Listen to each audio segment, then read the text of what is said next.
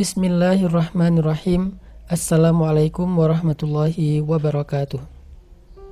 Sahabat sekalian, para peserta podcast UHA yang dirahmati Allah Subhanahu wa ta'ala. Doa itu adalah senjata orang yang beriman, kata Nabi. Artinya ketika orang beriman merasa lemah, maka doa adalah penguat baginya. Ketika orang beriman merasa terancam, merasa tidak berdaya, merasa takut, maka doa itu adalah perisai yang akan melindunginya.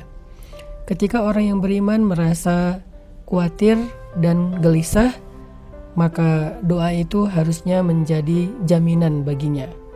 Karena itulah Nabi SAW mengatakan, "Ad-du'a silahul mu'min." Doa itu adalah senjata bagi orang yang beriman. Banyak sekali keajaiban-keajaiban yang kita baca dalam sejarah terjadi dengan doa-doa orang yang beriman. Salah satunya adalah kisah keajaiban dari doa Umar ibn Khattab ketika Mesir dilanda dengan kekeringan yang panjang. Waktu itu yang menjadi gubernur Mesir adalah Amr bin As. Amr bin As mengirim surat kepada Khalifah Umar bin Khattab di Madinah untuk meminta bantuan pangan kepada Amirul Mukminin Umar bin Khattab atas musibah kekeringan yang terjadi di Mesir. Maka Umar bin Khattab mengirim surat kepada Amr bin As yang isinya adalah doa. Kata Umar bin Khattab, "Kalau engkau menerima suratku ini, maka bacakanlah surat ini di depan penduduk Mesir." Lalu ketika surat itu sampai kepada Amr bin As di Mesir, Amr bin As mengumpulkan penduduk Mesir, penduduk kota Kairo, kemudian mereka melakukan sholat istisqa.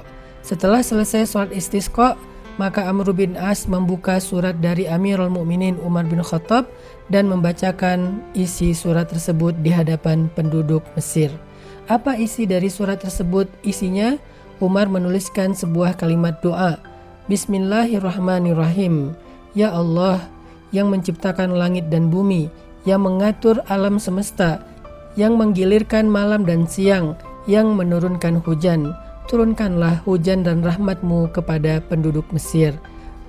Setelah selesai, Amr bin As membaca doa yang isinya kurang lebih adalah meminta rahmat dan hujan kepada Allah, maka tiba-tiba Allah datangkan awan yang sangat gelap, kemudian Allah turunkan hujan kepada penduduk Mesir sampai sungai Nil meluap masuk ke ladang-ladang gandumnya penduduk Mesir, sehingga penduduk Mesir bersorak gembira, bertakbir, sujud syukur atas limpahan rahmat hujan yang Allah berikan kepada mereka. Ini adalah keajaiban dari doa seorang khalifah, seorang kepala negara, seorang Amirul Mukminin Umar ibn Khattab. Masih banyak cerita-cerita tentang keajaiban doa yang terjadi dalam sejarah orang-orang solih. Yang intinya adalah doa itu benar-benar bisa jadi andalan bagi orang yang beriman dalam suasana dan kondisi apapun kalau mereka yakin akan keajaiban doa. Untuk itu kita belajar bukan hanya tentang lafaz doa, bukan hanya tentang teks doa, tetapi dalam berdoa kita belajar yakin bahwa doa itu bukan sekedar basa-basi. Doa itu bukan sekedar curhat yang didengar belum tentu dijawab. Doa itu bukan sekedar teks yang kita kirim dan belum tentu di-read.